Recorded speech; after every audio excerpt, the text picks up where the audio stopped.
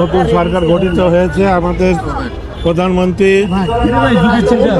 নির্দেশ দিয়েছে ঢাকা শহরে যানজট নিরসন করতে হবে। এই উদ্দেশ্য লক্ষ্য করেই আজকে এই উচ্ছেদ অভিযান।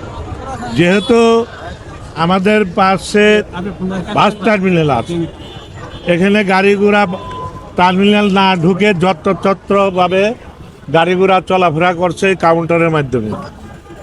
এই কাউন্টারের মাধ্যমে গাড়ি ঘোড়া চললে রাস্তাঘাট বন্ধ হয়ে যায়, আর গাড়ি ঘোড়া চলার কোনো ব্যবস্থা রাস্তা থাকে না। এতে করে মানুষ দেখা যায় যে সারা দিন যানজটের মধ্যে সারা ঢাকা শহর চলতে থাকে। মানুষও দুর্ভোগ কষ্ট করতে হয়, স্কুল কলেজের ছাত্রছাত্রীরা অফিস আদালত যেত দুর্ভোগ পোহাতে হয়। গত সরকার আমলে থেকে এই যানজট তারা সৃষ্টি করছে, কারণ বাইরের থেকে এই গাড়ি ঘোড়া চললে এখানে কিছু চাঁদাবাজ আছে, চাঁদাবাজি করতে সুবিধা হয়। এবং কিছু লোক আছে, কিছু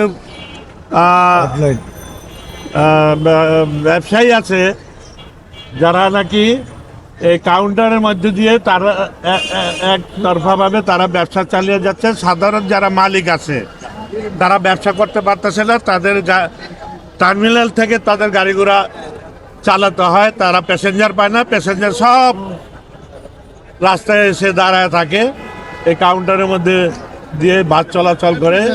এগুলি বড় বড় গাড়ির মালিক, বড় বড় ব্যবসায়ী যারা, তারা এই কাজগুলি করে আসছে।